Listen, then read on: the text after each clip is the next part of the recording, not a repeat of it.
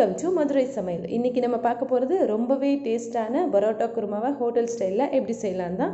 இந்த குருமா உங்களுக்கு இட்லி, தோசை, பரோட்டா எல்லாத்துக்குமே சூப்பராக இருக்கும். ஸோ அதுக்கு முன்னாடி மதுரை சமையலை சப்ஸ்கிரைப் பண்ணாதவங்க சப்ஸ்கிரைப் பண்ணிக்கோங்க. பக்கத்துலேயே ஒரு பெல் சிம்பிள் இருக்கும், அதையும் கிளிக் பண்ணிக்கோங்க. குக்கர் காஞ்சதுக்கப்புறம் 2 ஸ்பூன் ஆயில் சேர்த்துக்கலாம். ஆயில் சூடாகிடுச்சு. ஸோ இப்போ வந்துட்டு வெங்காயம் சேர்த்துக்கலாம். வெங்காயம் வந்து நான் பெரிய வெங்காயம் 2 நீளமாக கட் பண்ணி வச்சுருக்கேன். பிரியாணிக்கு மாதிரி கட் பண்ணியிருக்கேன். ஸோ அதையும் சேர்த்துக்கலாம். சேர்த்துட்டு அதை நல்லா எண்ணெயில் வதக்கிடலாம். ஓரளவுக்கு நல்லா நமக்கு எப்பயும் போல் பொன்னிறமாக வரணும். ஸோ அதுக்கேற்ற மாதிரி நல்லா வதக்கிடலாம். இந்த பரோட்டா குருமா வந்து உங்களுக்கு பரோட்டாக்கு நல்லா இட்லி, தோசை எல்லாத்துக்குமே நல்ல டேஸ்ட்டாக இருக்கும். இப்போ வெங்காயம் ஓரளவுக்கு நல்லா வதங்க ஆரம்பிச்சிருச்சு. ஸோ அந்த கலர் சேஞ்ச் ஆகிற வரை நல்லா வதக்கிக்கணும். அதுக்கப்புறமா இஞ்சி பூண்டு பேஸ்ட் வந்துட்டு ஒரு 2 ஸ்பூன் அளவுக்கு சேர்த்துக்கலாம். அந்த இஞ்சி பூண்டு பேஸ்ட் வந்து நல்லா ஆயிலில் நல்லா வந்துட்டு வதங்கணும். பச்சை வாடை போகிற வரை நல்லா வதக்கலாம். இஞ்சி பூண்டு பேஸ்ட்டு போடும்போது நம்ம சிம்மில் வச்சு வதக்கணும், இல்லைன்னா அடி பிடிச்ச மாதிரி ஆகிடும். நெக்ஸ்ட்டு பிரியாணி மசாலா. நான் வந்து ஆச்சி பிரியாணி மசாலா எடுத்திருக்கேன். இது ஒரு 1.5 ஸ்பூன் அளவுக்கு சேர்த்துக்கோங்க. பிரியாணி மசாலா இல்லை அப்படின்னா பட்டை, கிராம்பு, ஏலக்காய் சேர்த்து பவுட்ரு பண்ணி சேர்த்துக்கோங்க.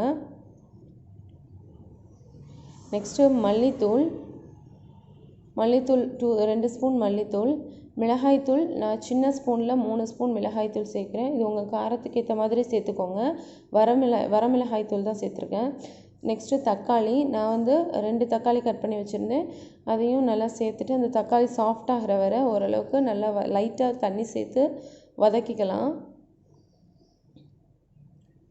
நெக்ஸ்ட்டு வந்துட்டு மட்டன் பீஸை இப்போ சேர்த்துடலாம் நம்ம. ஸோ மட்டன் பீஸையும் சேர்த்து அந்த மசாலா வந்துட்டு மட்டன் பீஸில் நல்லா கொஞ்சம் கலக்கிற அளவுக்கு நல்லா மிக்ஸ் பண்ணி விட்டுறலாம். கொஞ்சம் லைட்டாக தண்ணி சேர்த்துக்கலாம், இல்லைனா அடி பிடிக்க ஆரம்பிச்சிடும். லைட்டாக தண்ணி சேர்த்து நல்லா மிக்ஸ் பண்ணிடலாம். ஓரளவுக்கு அந்த பச்சை வாடை போய் நல்லா மிக்ஸ் பண்ணதுக்கு அப்புறமா நம்ம வந்துட்டு தண்ணி ஓரளவுக்கு நல்லா சேர்த்து விசில் வச்சிடலாம் குக்கரில். உங்களுக்கு வந்து குழம்பு எந்த அளவுக்கு வேணுமோ அதில் 3/4 பங்கு தண்ணியை வந்து இப்போ வச்சிடலாம். நெக்ஸ்ட்டு வந்து நம்ம தேங்காய் அரைச்சி சேர்ப்போம். ஸோ அதனால் 3/4 பங்கு தண்ணி இப்போ வச்சு விசில் வச்சிடலாம். உப்பு தேவையான அளவு உப்பு சேர்த்துட்டு அதையும் நல்லா மிக்ஸ் பண்ணி விட்டுட்டு தண்ணி சேர்த்துக்க வேண்டியது தான். உப்பு சேர்த்தா ஸோ இப்போ லைட்டாக நம்ம தண்ணி சேர்த்து நல்லா வந்து வதக்க ஆரம்பிச்சாச்சு. ஸோ அந்த மசாலா ஃபுல்லாக என்ன ஆகும்னா மட்டனில் உங்களுக்கு நல்லா அந்த கிரேவியோட ஃப்ளேவர் வந்து நல்லா மிக்ஸ் ஆகிருக்கும். ஸோ இப்போ நல்லா வதக்கிட்டு அதுக்கப்புறமா தண்ணி சேர்த்து விசில் விட்டுக்கலாம். ஆயிலே அந்த எண்ணெய் ஊற்றி நம்ம அந்த மசாலா சேர்த்துருக்கோம் இல்லையா, அதுலேயே நல்லா வதக்கணும். உங்களுக்கு இந்த மாதிரி பண்ணும்போது உங்களுக்கு குழம்புல வந்து அந்த மட்டன் சாப்பிடும்போது மட்டனில் வந்து நல்லா அந்த ஃப்ளேவர் சேர்ந்துருக்கும். ஸோ இப்போ வந்துட்டு ஓரளவுக்கு வதக்கினதுக்கப்புறம் நம்ம தண்ணி சேர்த்துட்டு விசில் வச்சிட வேண்டியது தான். இப்போ நல்லா வதங்கிருச்சு. ஸோ இதுக்கப்புறம் வந்து தண்ணி சேர்த்தாச்சு. தண்ணி சேர்த்துட்டு ஓரளவுக்கு நமக்கு, அதாவது நான் ஆல்ரெடி சொன்ன மாதிரி 3/4 பாக அளவுக்கு, அதாவது நம்ம குழம்பு எந்த அளவுக்கு வேணுமோ அதில் 3/4 பாக அளவுக்கு தண்ணியை வச்சுட்டு விசில் வச்சிடலாம். இப்போ தண்ணி சேர்த்தாச்சு.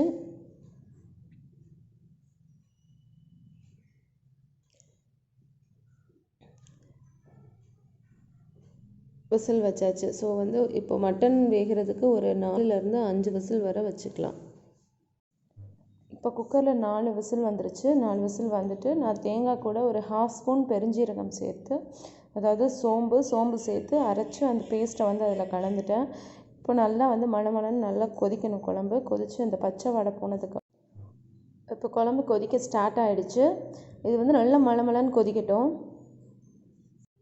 குழம்பு ஒரு 10 நிமிஷம் வந்து நல்லா கொதிக்கணும். கொதித்து ஓரளவுக்கு இந்த மாதிரி குழம்பு வந்து கெட்டியாகணும்.